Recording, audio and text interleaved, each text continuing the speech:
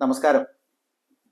ശിരൂരിലെ മണ്ണിടിച്ചിലുമായി ബന്ധപ്പെട്ട് അർജുൻ അർജുൻ തിരോധാനത്തിലേക്ക് നയിച്ച വലിയൊരു ദുരന്തത്തിൽ അർജുനെ കണ്ടെടുക്കുന്നതിന് വേണ്ടി അവിടെ അപകടത്തിൽപ്പെട്ട വലിയ ട്രക്ക് കണ്ടെടുക്കുന്നതിന് വേണ്ടിയൊക്കെ അവിടെ തിരച്ചിൽ നടത്തുന്നതിന് വേണ്ടി കേരളത്തിൽ നിന്ന് പോയ സംഘാംഗങ്ങളാണ് ഇപ്പോൾ നമ്മുടെ മുമ്പിലുള്ളത്.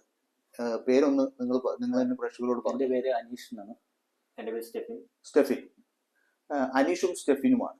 ഇപ്പൊ ഏറ്റവും പ്രധാനപ്പെട്ട നമ്മൾ ഇന്ന് സംസാരിക്കാൻ ഉദ്ദേശിക്കുന്ന വിഷയം എന്താണെന്ന് വെച്ചാൽ, അവിടെ കർണാടക ഹൈക്കോടതിയുടെ ഒരു ഇടപെടൽ ആ വിഷയത്തിൽ ഉണ്ടായി. അതിന്റെ ഭാഗമായിട്ടാണ് തിരച്ചിൽ നിന്നുപോയത് എന്നുള്ള ഒരു നിലയിലേക്ക് വന്നു. കാരണം ഗവൺമെന്റ് ഏജൻസി കൊടുത്ത റിപ്പോർട്ടിൽ അവിടെ ഒരു തരത്തിലും തിരച്ചിൽ മുന്നോട്ട് കൊണ്ടുപോകാൻ കഴിയില്ല, അത്തരത്തിൽ ദുഷ്കരമായ സാഹചര്യമാണ് അവിടെ ഉള്ളത് എന്നൊക്കെയാണ് ജില്ലാ ഭരണകൂടം കോടതിയെ അറിയിച്ചത്. അതിന്റെ അടിസ്ഥാനത്തിലാണ് ആ സാഹചര്യങ്ങൾ മാറിയതിനു ശേഷം വീണ്ടും തിരച്ചിൽ പുനരാരംഭിച്ചാൽ മതി എന്നുള്ളൊരു നിർദ്ദേശം കോടതിയുടെ ഭാഗത്തു നിന്ന് ഉണ്ടായത്. അതിനെ മറികടക്കാൻ വേണ്ടിയിട്ടുള്ള ശ്രമങ്ങൾ ഇപ്പോൾ നടക്കുന്നുണ്ട്. മനാഫിന്റെ ഒക്കെ നേതൃത്വത്തിൽ കോടതിയിലെ അതിനനുസരിച്ചുള്ള ഇടപെടലിലേക്ക് പോകുന്നുണ്ട്. അതോടൊപ്പം തന്നെ മറ്റു തരത്തിലുള്ള ഇടപെടലൊക്കെ നടക്കുന്നുണ്ട്. ഇവിടെ നമ്മൾ സംസാരിക്കുന്ന വിഷയം യഥാർത്ഥത്തിൽ ഈ തിരച്ചിൽ നിർത്തിവെക്കുന്നതിന് ഈശ്വർ മാൽപ്പയും സംഘവും നടത്തിയ നിരീക്ഷണവും അവർ പറഞ്ഞ കാര്യങ്ങളും കണക്കിലെടുത്തുകൊണ്ട് ആ അന്വേഷണം നിർത്തിവെക്കുന്നു എന്നുള്ള നിലപാടിലേക്ക് ജില്ലാ ഭരണകൂടം പോയി. അപ്പൊ സ്വാഭാവികമായിട്ടും ഈ അന്വേഷണം നിർത്താനുള്ള കാരണക്കാരായി ആര് മാറുന്നു? ഈശ്വർ മാൽപ്പയും നിങ്ങൾ ഉൾപ്പെടെയുള്ള ഡൈവിംഗ് സംഘം, അവിടെ സെർച്ചിന് പോയിട്ടുള്ള സംഘം മാറുന്നു. എന്താണ് ഇതിൽ യഥാർത്ഥത്തിൽ സംഭവിച്ചത്? അങ്ങനെ ഒരു സാഹചര്യം ജില്ലാ ഭരണകൂടത്തിന്റെ റിപ്പോർട്ടിലേക്ക് ഇങ്ങനെയൊരു സംഗതി വരാൻ, നിങ്ങളുടെ സ്റ്റേറ്റ്മെന്റ് അടിസ്ഥാനമായി വരാൻ ഉള്ള സാഹചര്യം എന്താണ്? അങ്ങനെ ഒരു കാരണം എന്താണ്? ശരിക്കും ഞങ്ങളുടെ സ്റ്റേറ്റ്മെന്റ് എന്ന് പറഞ്ഞത്, ശരിക്കും പറഞ്ഞാൽ ഞങ്ങൾ പറഞ്ഞ ഫുള്ള് കാര്യങ്ങൾ അവിടെ ടെലികാസ്റ്റ് ചെയ്തിട്ടില്ല. ഞങ്ങൾ പറഞ്ഞതില് നിങ്ങൾ തെറ്റിദ്ധരിക്കപ്പെടുകയാണ്. ഞങ്ങൾ പറഞ്ഞ കാര്യങ്ങൾ തെറ്റിദ്ധരിപ്പിച്ചതാണ്, വളച്ചൊടിച്ചതാണ്. അതായത് ഞങ്ങൾ പറഞ്ഞ ഫുള്ള് കാര്യങ്ങൾ അവിടെ ടെലികാസ്റ്റ് ചെയ്തിട്ടില്ല. ഞങ്ങൾ വർക്ക് നിർത്തണം എന്ന് ഒരിക്കലും പറഞ്ഞിട്ടില്ല. വർക്ക് സ്റ്റോപ്പ് ചെയ്യാൻ ഞങ്ങൾക്ക് ബുദ്ധിമുട്ടുണ്ടെന്ന്, ഞങ്ങൾക്ക് ഡൈവ് ചെയ്യാനോ അവിടെ ഞങ്ങൾ സന്നദ്ധരാണ്. അത് ഞങ്ങൾ പ്രതികൂല സാഹചര്യത്തിൽ ഞങ്ങൾ വർക്ക് ചെയ്തതാണ്. നേവി പോലും വർക്ക് ചെയ്യാത്ത സമയത്ത് ഞങ്ങളോട് ഇറങ്ങി എല്ലാ മരങ്ങളും കാര്യങ്ങളും വലിച്ചു കയറ്റുകയും എല്ലാം ചെയ്ത, അതായത് NDRF നേവി ഇല്ലാത്ത സമയത്ത് പോലും ഞങ്ങൾ ഈശ്വർ മാൽപ്പെ സംഘത്തിലെ ഞങ്ങളെല്ലാരും അവിടെ വർക്ക് ചെയ്ത് തുടർച്ചയായി പ്രവർത്തിച്ചുകൊണ്ടിരിക്കുകയാണ്. ഇതിലും വിസിബിലിറ്റി ഇല്ലാത്ത ടൈമിലും നല്ല കറണ്ട് ഉള്ള ടൈമിലും ഞങ്ങൾ നിങ്ങളുടെ ഈ വാക്കുകൾ വളച്ചൊടിച്ച ജില്ലാ ഭരണകൂടത്തിന്റെ ഭാഗത്ത് നിന്ന് നിങ്ങളുടെ പ്രവർത്തനത്തിന് എന്തെങ്കിലും തരത്തിലുള്ള സപ്പോർട്ട് ഉണ്ടായിരുന്നോ? ഇതേപോലെ സപ്പോർട്ടുകളൊന്നും ഉണ്ടായിട്ടില്ല. നിങ്ങൾ സ്വയം നിങ്ങളുടേതായിട്ടുള്ള രീതിയിലാണ് പ്രവർത്തിച്ചത്. പക്ഷെ നിങ്ങളെ അവർ കരുവാക്കി എന്നുള്ള രീതിയിലേക്ക് വരുന്നു അല്ലെ? ഈ ഒരു അന്വേഷണം നിർത്തിവെക്കാൻ അവരുടെ ആഗ്രഹത്തിന് നിങ്ങളുടെ വാക്കുകൾ അവർ വളച്ചൊടിച്ച് കരുവാക്കി എന്ന് പറഞ്ഞാൽ നമ്മുടെ വാക്കുകളിലെ ചില ഭാഗങ്ങൾ മാത്രം എടുത്ത് വളച്ചൊടിച്ചു അല്ലെ? അതെ. അവിടെ വെള്ളം കലങ്ങിയിട്ടുണ്ട്, കാഴ്ച അത്രമാത്രം വിസിബിൾ അല്ല. ഞങ്ങളുടെ ദൗത്യം ശ്രമകരമാണെന്ന് മാത്രമേ ഞങ്ങൾ പറഞ്ഞിട്ടുള്ളൂ. എനിക്ക് ചെയ്യാൻ പറ്റില്ല എന്ന് ഞങ്ങൾ പറഞ്ഞിട്ടില്ല. അതായത് ഈശ്വർ മാൽപ്പ പറഞ്ഞത് ഒന്നാമത് പുള്ളിക്ക് മലയാളം അത്ര ക്ലിയർ അല്ല. പുള്ളി പറയുന്ന കാര്യങ്ങളിൽ കുറച്ച് കാര്യങ്ങൾ ഞങ്ങളാണ് ക്ലിയർ ചെയ്ത് പറയാറുള്ളത്. അപ്പൊ അന്ന് അതിന് അങ്ങനെ ക്ലിയർ ആക്കി പറയാനുള്ള ഒരു ടൈം ഒന്നും മീഡിയ ഞങ്ങൾക്ക് തന്നിട്ടുമില്ല. വർക്ക് ചെയ്ത് കയറുന്ന സമയമായിരുന്നു അല്ലേ ശിവനെ? ഞങ്ങൾ ക്വസ്റ്റ്യൻ ചോദിക്കുമായിരുന്നു. ശരിക്കും ആക്ച്വലി അന്ന് പറഞ്ഞത് അവിടെ ഞങ്ങൾ ആ കയറ് കിട്ടിയ ടൈമിലാണ്. ലോറിയുടെ കയറ് കിട്ടി നമ്മളത് മനാഫിക്കിന് കൊടുത്ത് അത് പുള്ളിയുടെ ലോറിയാണെന്ന്, ലോറിയുടെ കയറാണെന്ന് ഉറപ്പിച്ച ശേഷം ബാക്കി ഞങ്ങൾ അതിന്റെ റോപ്പുകളെല്ലാം കൂട്ടിച്ചേർത്ത് ഒരു ബോയ ഇട്ട് എല്ലാം ലാൻഡ്മാർക്കും ചെയ്ത് കയറി വന്നു കഴിയുമ്പോഴാണ് ഈ പത്രസമ്മേളനം ഈ റിപ്പോർട്ടിങ്ങിന്റെ നടക്കുന്നത്, ബൈറ്റ് വരുന്നത്. അപ്പൊ അന്നേരം ചോദിച്ചത് ഈ പറഞ്ഞത് ഇങ്ങനെയാണ്, അവിടെ ഇപ്പൊ തീരെ വെള്ളം ക്ലിയർ അല്ല, നല്ല ഒഴുക്കുണ്ട്, ദൗത്യം ശ്രമകരമാണ്. അപ്പൊ ഇനി അങ്ങോട്ട് ഈ റോപ്പ് കിട്ടിയതിലേക്ക് നമുക്ക് ഫ്യൂച്ചർ വർക്കുകൾ നടക്കണമെന്നുണ്ടെങ്കിൽ നമുക്ക് മിഷനറിയുടെ സഹായം ഇല്ലാണ്ട് ചെയ്യാൻ പറ്റില്ല. കാരണം അത്രയ്ക്ക് വലിയ കല്ലുകളാണ് അവിടെ കിടക്കുന്നത്. അത് ആർക്കും മനസ്സിലാവുന്ന കാര്യമാണല്ലോ. കാരണം കേവലം നമ്മുടെ കായിക മികവുകൊണ്ട് മാത്രം നീക്കാൻ പറ്റുന്ന തരത്തിലുള്ള സാധനങ്ങളല്ലല്ലോ അവിടേക്ക് അടിഞ്ഞു കൂടിയിട്ടുള്ളത്. അപ്പൊ അന്നേരം അത്രയും ഒഴുക്കുള്ള ഒരു നദിയെ അവിടെ ഒരു ദ്വീപ് പോലെ രൂപപ്പെടുന്ന രീതിയിൽ വന്നിട്ടുള്ള വലിയൊരു മണ്ണിന്റെ ഒരു കോനെ അവിടെ ഉണ്ടല്ലോ. അപ്പൊ ആ രീതിയിലുള്ള ഒരു സംഭവത്തെ കൈകാലുകൾ കൊണ്ട് മാത്രം നീക്കാൻ പറ്റുന്നതല്ലല്ലോ. അല്ല, ഈവൻ മണ്ണ് മാത്രം ഉള്ളെങ്കിൽ നമുക്കിപ്പോ മരങ്ങളും വലിയ മരങ്ങളും മാത്രമല്ല നമുക്ക് എന്തെങ്കിലും തൂമ്പയോ കൈക്കോട്ടോ അങ്ങനെയുള്ള ഐറ്റംസ് പോയിട്ട് നമുക്ക് എന്തെങ്കിലും മാറ്റാന്ന് വെക്കാം. ഈ ബൈഹാൻഡ് ഒരു മുറി വലിപ്പമുള്ള കല്ലുകളൊക്കെ നമ്മൾ എങ്ങനെ ബൈഹാൻഡ് വന്ന് നമ്മൾ സൂപ്പർമാൻ ഒന്നും അല്ല. അപ്പൊ അത് കൂടാതെ വേറെ മരങ്ങൾ കാര്യങ്ങളെല്ലാം ഉണ്ട്. നമ്മളിപ്പോ നമ്മളപ്പോ പോയിന്റേഴ്സ് ചെയ്ത് വെച്ചത് ഈ റോപ്പ് കണ്ട സ്ഥിതിക്ക് മീഡിയക്കാർ ചോദിച്ചത് പിന്നെ അതിലേക്ക് ഇനി തുടർന്ന് എന്ത് ചെയ്യാൻ പറ്റുമെന്ന് ചോദിച്ചപ്പോൾ ഈശ്വർമാർക്ക് പറഞ്ഞ മറുപടി ഇത് റോപ്പ് കിട്ടി. ഒരു പക്ഷേ ലോറി അത്ര അടിയിലായിരിക്കും, താഴേക്ക് പോകണമെന്നുണ്ടെങ്കിൽ അവിടെ കുഴിക്കണം, കുഴിച്ച് പോയെങ്കിലേ ലോറി കിട്ടുള്ളൂ. പുള്ളിയുടെ ഇതിലപ്പോ ചിലപ്പോൾ ഒരുമിച്ച് കുഴിച്ച് ചിലപ്പോൾ പോകണത് ഏത് ഡയറക്ഷനാണോ ലോറി കിടക്കുന്ന, ചിലപ്പോൾ ഫ്രണ്ടിലായിരിക്കും, ചിലപ്പോൾ സൈഡിലായിരിക്കും. ഏത് ഡയറക്ഷനിലാണോ ആ ഡയറക്ഷനിലേക്ക് റോപ്പ് പോകും. ഇപ്പൊ ഈ റോപ്പ് നമ്മൾ കണ്ടെത്തിയത് ഏതാണ്ട് റോഡിൽ നിന്ന് അല്ലെങ്കിൽ നദിയുടെ തീരത്ത് ഒരു 20 മീറ്റർ നദിയിലേക്കാണ്. അവിടുന്ന് ഇത് ഫോളോ ചെയ്ത് പോയാൽ ഈ റോപ്പ് എവിടെ കിടക്കുന്ന, ഈ ലോറി കിടക്കുന്ന എവിടെ അറിയാൻ പറ്റും. യഥാർത്ഥത്തിൽ അങ്ങനെ ഒരു കമന്റ് വന്നു എന്നതിന്റെ പേരിൽ കുറച്ചുകൂടി എക്യുപ്മെന്റ്സും മറ്റും വേണം എന്ന് പറഞ്ഞതിന്റെ പേരിൽ ആ തിരച്ചിൽ തന്നെ നിർത്തുകയാണ് ചെയ്തത്. ആലോചിച്ച് നോക്കൂ. നമ്മുടെ അതല്ല, നമ്മൾ പറഞ്ഞു തീർന്നില്ല. ഈ സംഭവം ഞങ്ങൾക്ക് ഇന്നലെ എത്താൻ നമ്മൾ ഈ കയറ് ക്ലിയർ ചെയ്ത് നമുക്ക് എത്തണം എന്നുണ്ടെങ്കിൽ നമുക്ക് എന്തെങ്കിലും മിഷണറി സപ്പോർട്ട് വേണം. അപ്പൊ അത് കഴിഞ്ഞിട്ട് പിന്നെ ഇനി എന്താണ് അടുത്ത ദൗത്യം നമ്മൾ പറയുന്നുണ്ട്. ഇനി നമുക്ക് ചെയ്യാനുള്ള പണികൾ എന്ന് വെച്ചാൽ നമ്മുടെ അവിടെയുള്ള മരങ്ങളെല്ലാം ക്ലിയർ ചെയ്യുക, ഈ സൈറ്റിലേക്ക് ഈ പോയിന്റിലേക്ക് കേന്ദ്രീകരിച്ചുള്ള ബാക്കിയുള്ള തടസ്സങ്ങളെല്ലാം ഇതാണ് ഞങ്ങളുടെ അടുത്തുള്ള പണി എന്നും കൂടി പറയുന്നുണ്ട് അവിടെ. അത് ടെലികാസ്റ്റ് ചെയ്യുന്നില്ല. ഇത് ശരിക്കും പറഞ്ഞാൽ ഇതാണ് പ്രശ്നം. അത് നമ്മളെ പറയാനുള്ള കാര്യങ്ങൾ മുഴുവൻ പറഞ്ഞു കഴിഞ്ഞാൽ ഇതിന്റെ പ്രശ്നം വരുന്നില്ല. ടെലികാസ്റ്റ് ചെയ്യുന്ന ഇത് ആവശ്യമുള്ളത് മാത്രം എടുത്ത് അവർക്ക് ആവശ്യമുള്ള രീതിയിൽ വളച്ചെടുത്ത് പോസ്റ്റ് ചെയ്യാന്നുള്ളതാണ്. അപ്പൊ നിങ്ങൾ ഇപ്പൊ ഈ ഇതിൽ സെർച്ച് റെസ്ക്യൂ ഇതിൽ ഏർപ്പെട്ട ആളുകൾ എന്നുള്ള നിലയിൽ ആ ഫോക്കസ് ചെയ്തിട്ട് നിങ്ങൾ എത്തുന്ന പോയിന്റിലേക്ക് ഇതുവരെ അന്വേഷണം എത്തിയിട്ടില്ല എന്നുള്ളതല്ലേ? അതായത് ലോറി കിടക്കുന്നുണ്ട് എന്ന് ഏകദേശം നിഗമനത്തിൽ എത്താൻ കഴിയുന്ന സ്ഥലത്തേക്ക് അന്വേഷണം എത്തിയിട്ടുണ്ടോ? തെരച്ചിൽ എത്തിയിട്ടുണ്ടോ? തീർച്ചയായിട്ടും എത്തിയിട്ടില്ല. കാരണം എന്ന് വെച്ചാല് ഈ റോപ്പ് കിട്ടിയ സ്ഥലത്ത് പിന്നീട് ഞങ്ങൾ അവിടെ ആ പോയിന്റിലേക്ക് എത്തിച്ചിട്ടില്ല. ഈ NDRF ആണെങ്കിൽ അനുവദിക്കുന്നില്ല. ആ പോയിന്റിലേക്ക് നമുക്ക് സെർച്ച് ചെയ്യാനാണ് കൂടുതലും. ഇപ്പൊ ആ സൈഡിൽ എന്തെങ്കിലും ഉണ്ടോ എന്ന് അറിയാനായിട്ട് നമ്മൾ അങ്ങോട്ട് അനുവദിക്കുന്നില്ല ആ പോയിന്റിലേക്ക് എത്താൻ. അതിന്റെ പിറ്റേ ദിവസം അതിന് നെക്സ്റ്റ് ഡേ വർക്ക് സ്റ്റോപ്പ് ചെയ്യുകയും ചെയ്തു. അന്നാണ് ഈ കോടതിയുടെ ഇടപെടൽ ഉണ്ടായത്. കോടതിയിൽ ഈ പറയുന്ന രീതിയിൽ വിസിബിലിറ്റി കുറച്ച് കുറവായിരുന്നു. പിറ്റേ ദിവസം കുറച്ച് മഴ പെയ്തിരുന്നു, വിസിബിലിറ്റി കുറവ്. പക്ഷെ എന്നിരുന്നാൽ ഇതിലും വിസിബിലിറ്റി ഇല്ലാത്ത ടൈമിൽ ഞങ്ങളുടെ വർക്ക് ചെയ്തിട്ടുണ്ട്. അതെ. മാത്രമല്ല വലിയ തോതിൽ അവിടേക്ക് എത്താനും നിങ്ങളെപ്പോലുള്ള ഈ ദുരന്ത നിവാരണ പ്രവർത്തനങ്ങളിൽ ഏർപ്പെടുന്ന ആളുകളെ ഉൾക്കൊള്ളാനും അവർ ആദ്യം മുതലേ വിസമ്മതിച്ചിരുന്നു. ആദ്യം മുതലേ അവർക്ക് അതിനോടൊരു വൈമനസ്യം ഉണ്ടായിരുന്നു അല്ലേ? ശരിയാണ്. ഒരു എന്തോ ഒരു ഈഗോ പ്രശ്നം ഉള്ളതുപോലെ അവരുടെ പ്രവർത്തനങ്ങൾ പലപ്പോഴും നമ്മൾ ഇവിടുന്ന് കാണുന്ന സമയത്ത് എന്തുകൊണ്ടോ ഇനിയിപ്പോ ചിലപ്പോ നമുക്ക് നമ്മളിപ്പോ ചെയ്യുന്ന വർക്കിൽ ഇപ്പൊ അവരുമായിട്ട് പാർട്ടീഷൻ ചെയ്ത് വർക്ക് ചെയ്ത ഒരു പക്ഷെ നമുക്ക് കൂടുതൽ കാര്യങ്ങൾ നമ്മളിപ്പോ അന്ന് ആയാലും മരങ്ങളും കാര്യങ്ങളും കയറ്റിയത് ഞങ്ങളാണ്. ടീച്ചർമാർക്ക് സംഘമുണ്ട്, ഇപ്പൊ NDRF ഉണ്ട്, നേവി ഉണ്ട്. ഇവർ രണ്ടുപേരും ഇറങ്ങില്ല. ഈ സ്വാഭാവികമായിട്ടും ഇങ്ങനെ വരുമ്പോ ഒരു ഈഗോ ഇഷ്യൂസ് ഓട്ടോമാറ്റിക് ക്ലാഷ് ആവും, വരും. പക്ഷെ നമ്മളവിടെ ചെയ്യേണ്ട പിന്നെ ദുരന്ത നിവാരണ സേനയ്ക്കോ ഒന്നും ചെയ്യാൻ കഴിയാത്ത കാര്യം ഈശ്വർ മാൽപ്പയും സംഘവും ചെയ്തു എന്ന് പറയുമ്പോൾ അതിന് ക്രെഡിറ്റ് അവർക്ക് പോകുന്നു. പക്ഷെ ഞങ്ങൾക്ക് അങ്ങനെ ഒരു ഇതില്ല. ഞങ്ങൾ പറഞ്ഞ എല്ലാവരും ഒരുമിച്ച് പ്രവർത്തിക്കുക എന്നുള്ളതാണ്. അതെ എല്ലാവരും ക്രോഡീകരിച്ച് യഥാർത്ഥത്തിൽ അങ്ങനെയാണല്ലോ വേണ്ടത്. ഇപ്പൊ നമ്മളിപ്പോ വയനാട്ടിലെ ദുരന്തം കണ്ട സമയത്ത് അവിടെ സൈന്യം മാത്രം അല്ലെങ്കിൽ ഫയർ ആൻഡ് റെസ്ക്യൂ ടീം മാത്രം അതല്ലെങ്കിൽ മറ്റേതെങ്കിലും സംഘം മാത്രം മതി എന്നുള്ള രീതിയിലല്ലോ. അവിടെ എല്ലാവരും വർക്കല്ലേ, കുടുംബം പോലെ അവിടെ ഒരു ഈഗോ ദുരന്ത സ്ഥലത്ത് അതല്ലേ വേണ്ടത്. രീതിയിൽ തെറ്റിദ്ധരിക്കേണ്ട ആവശ്യമില്ല. അപകട സാധ്യതയെ സംബന്ധിച്ച് പറയുക, വീണ്ടും മണ്ണിടിച്ചിൽ ഉണ്ടാകാനുള്ള സാധ്യതയുണ്ട് എന്നൊക്കെ പറയുമ്പോൾ ആ പ്രദേശവും ഈ ഉരുൾപൊട്ടിയ പ്രദേശവും തമ്മിൽ താരതമ്യം ചെയ്ത് നോക്കണം. നമ്മൾ ചെയ്തു നോക്കുമ്പോൾ ഏറ്റവും കൂടുതൽ റിസ്ക് പിന്നെയും ബാക്കിയുള്ള സ്ഥലമാണ് മുണ്ടക്കൈയാണെങ്കിലും. അവിടെ ഈ ആളുകളെല്ലാം ഇറങ്ങി ഈ പ്രവർത്തനങ്ങളെല്ലാം നടത്തുന്ന സാഹചര്യം. പക്ഷെ അവിടെ നിങ്ങൾ നേരിടേണ്ടി വന്നത്, അല്ലെങ്കിൽ ഈ പറയുന്ന തരത്തിലുള്ള തിരച്ചിൽ സംഘങ്ങൾ കേരളത്തിൽ നിന്ന് പോയ പല സംഘങ്ങളും ഒക്കെ നേരത്തെ പോയിരുന്നില്ല, അവരൊക്കെ നേരിടേണ്ടി വന്നത് അങ്ങോട്ട് പോകാൻ പാടില്ല. 144 അവിടെ പ്രഖ്യാപിച്ചു എന്ന് കഴിഞ്ഞ ദിവസം നമ്മുടെ രഞ്ജിത്ത് ഇസ്രായേലി പറഞ്ഞു. അത് എന്തുകൊണ്ടായിരിക്കണം? അങ്ങനെ എന്താണ് അവിടെ ഒരു അടിയന്തര സാഹചര്യം? ഒന്നെങ്കിൽ എന്തെങ്കിലും ഒരു ഒരു കലാപം അങ്ങനെ പോലെയുള്ള സ്ഥലങ്ങളിലൊക്കെയാണ് നമ്മൾ ഈവൻ ഇതിപ്പോ എന്ന് പറഞ്ഞാൽ ഒരു പക്ഷെ ചിലപ്പോ എന്തെങ്കിലും ഗ്യാസ് സിലിണ്ടറിന്റെ അങ്ങനെ ഒരു സംശയം അവിടെ പലരും പറയുന്നുണ്ട്. ഞാൻ ചില വീഡിയോകൾ വാർത്തയിൽ ഞങ്ങളും ഇടയ്ക്ക് വായിച്ചായിരുന്നു. ആ പ്രദേശത്തെ ആളുകൾ പറഞ്ഞത് അവിടെ വലിയൊരു സ്ഫോടനം ഉണ്ടായി എന്നുള്ള രീതിയിൽ പറയുന്നുണ്ട്.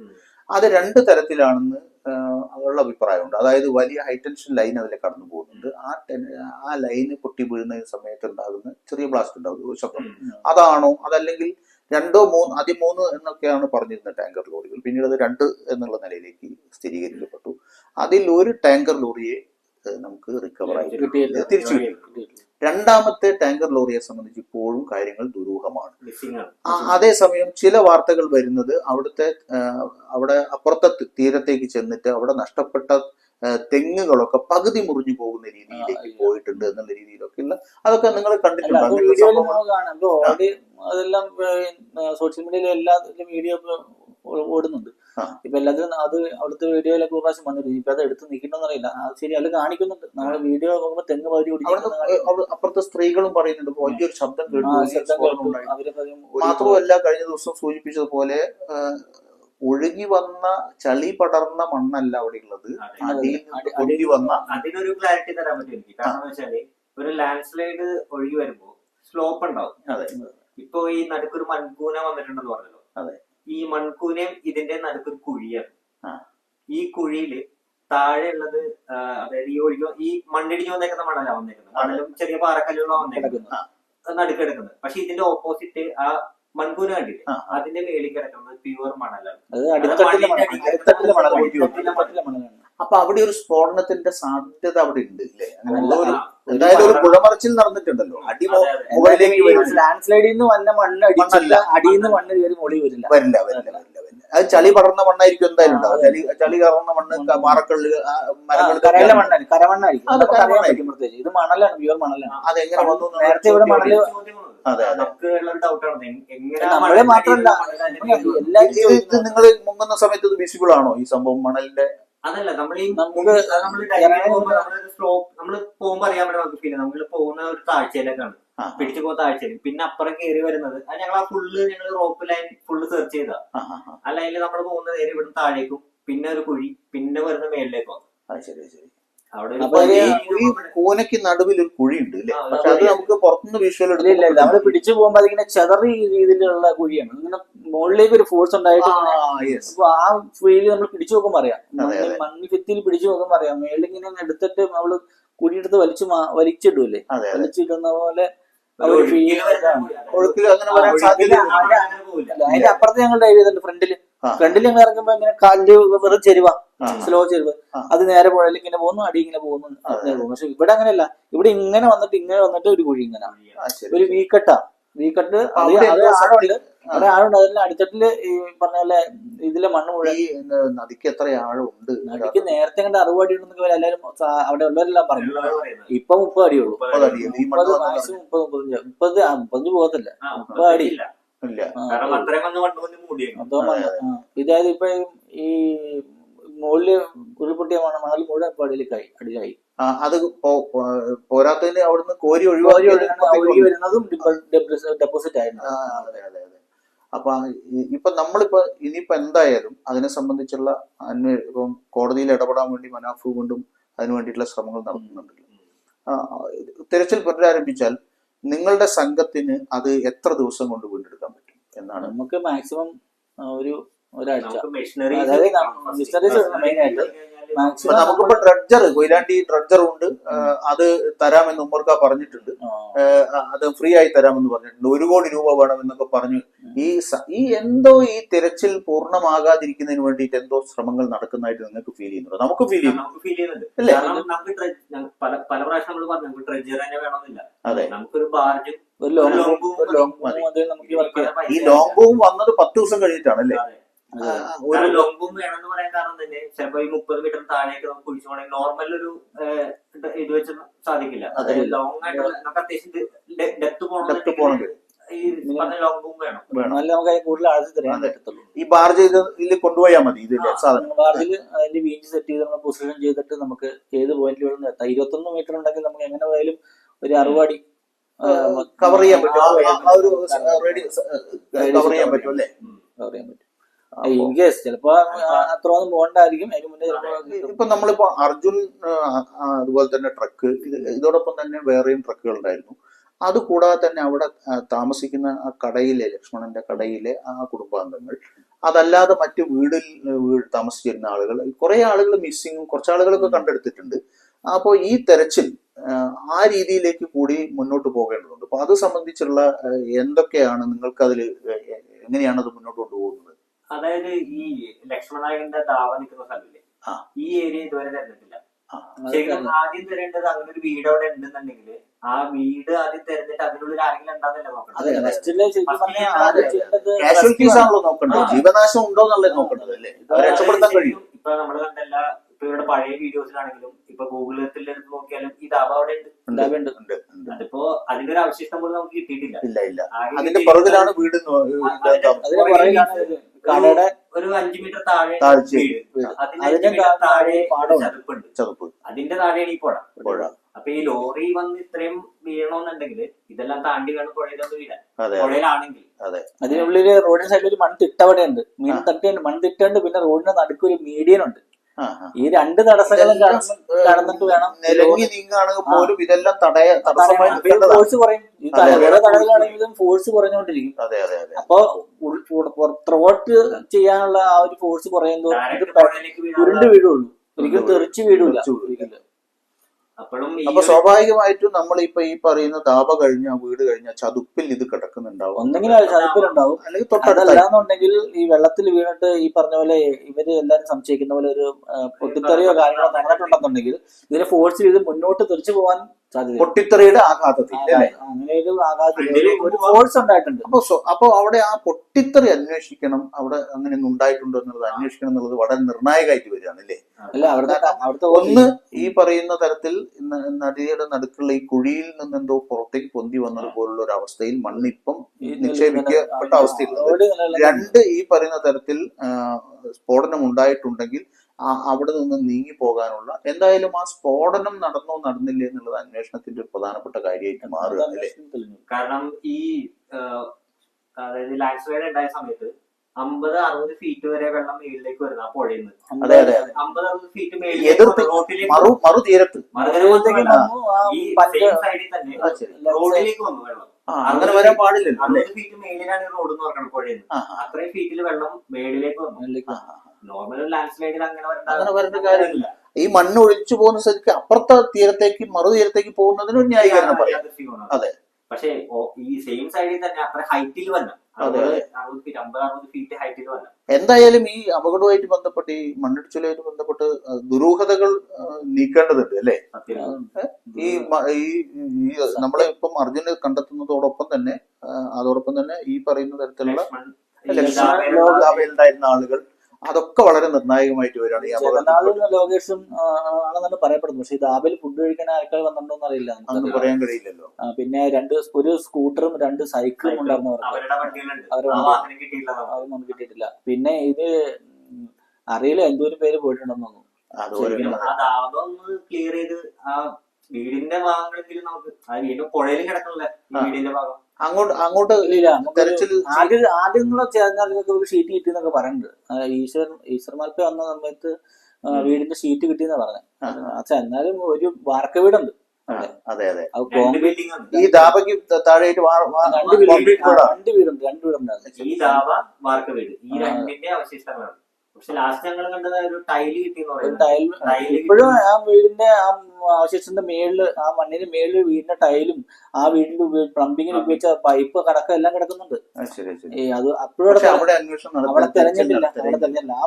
ആ പെൺകുട്ടികൾ 2 പേരും അവിടെ നിന്നിട്ട് അവിടെ വന്ന് വിളക്കൊക്കെ കത്തിക്കുന്നുണ്ട്. അവരുടെ ദിവസങ്ങൾ കഴിഞ്ഞിട്ടാണ് ആ കുട്ടികൾ വന്ന് വാവിട്ട് കാര്യങ്ങൾ നമ്മൾ കാണുന്നത് അല്ലേ. അല്ല, അതിനത് പോലും നമ്മുടെ നാട്ടിലാണെങ്കിൽ നമ്മളത് തിരഞ്ഞു നോക്കില്ലേ. ഇപ്പൊ എത്ര നിയമ സംവിധാനങ്ങളാണെങ്കിലും നാട്ടുകാര് ജനം എന്നൊരു ഇതുണ്ട്, ജനങ്ങളുടെ ഒരു പാർട്ടിസിപ്പേഷൻ വളരെ ജനസപ്പോർട്ട് അവരുടെ സ്വന്തം അച്ഛനെ തരാണെന്നാ പറയുന്നത്. അവർക്കറിയാം ഈ വീട്, ഈ സ്ഥലം കറക്റ്റ് ലൊക്കേഷൻ അവരുടെ വീട് കാണുന്നതാണ്. കാരണം അവര് ഒരു സംശയം പറയുന്നത് ഗവൺമെന്റ് ചെയ്ത് കൊടുക്കണ്ടേ, അവർ തെരഞ്ഞു നോക്കണ്ടേ വീട് അവിടെ ഉണ്ടോ. കാരണം അവിടെയാണ് ഇപ്പൊ നമ്മള് അറിഞ്ഞ സ്ഥിതിക്ക് ഈ മണ്ണ് മുഴുവൻ മനുഷ്യജീവന് വേണ്ടത്ര വില കൽപ്പിക്കപ്പെടുന്നില്ല ഇത്തരം സന്ദർഭങ്ങളിൽ നിന്നുള്ള വില വരികയാണ്. സത്യം. ഞങ്ങളുണ്ട് അവരുടെ കർച്ചിൽ അവരിങ്ങനെ വന്ന് പറഞ്ഞുകൊണ്ട് ഈശ്വരൻ അണ്ണൻ ഞങ്ങളിവിടെ ഇറങ്ങി ഇൻസ്പെക്ഷൻ ചെയ്ത് അത് ഞങ്ങളൊന്ന് പോലീസ് പിടിച്ച് നമ്മളൊരു മാനസിക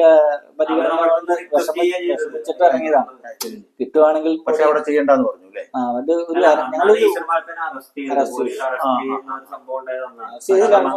നമുക്ക് പെർമിഷൻ തരാതിരുന്ന സമയത്ത് നമ്മൾ ഇവരറിയാതെ ജസ്റ്റ് ഒന്ന് സെർച്ച് ചെയ്ത് നോക്കി, അധികൃതർ അറിയാതെ നടത്തിയ ശ്രമത്തെ തടഞ്ഞു അല്ലേ.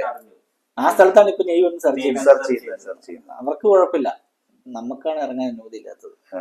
അപ്പൊ എത്ര ദിവസം കൊണ്ട് നിങ്ങളുടെ ഒരു ദൗത്യം നിങ്ങൾ മനസ്സിൽ കാണുന്ന എത്ര ദിവസം കൊണ്ട് ഈ ദൗത്യം പൂർണ്ണമാക്കാൻ പറ്റുന്നതാണ്?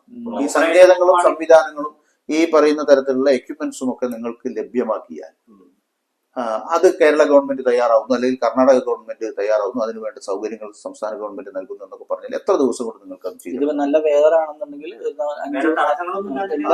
തടസ്സങ്ങളില്ല. അതിലും ഇപ്പൊ പറയുമ്പോ ക്ലിയർ ആയിട്ട് പറയണല്ലോ, ഇതില് വെതർ ഒരു പ്രധാന ഘടകമാണ്.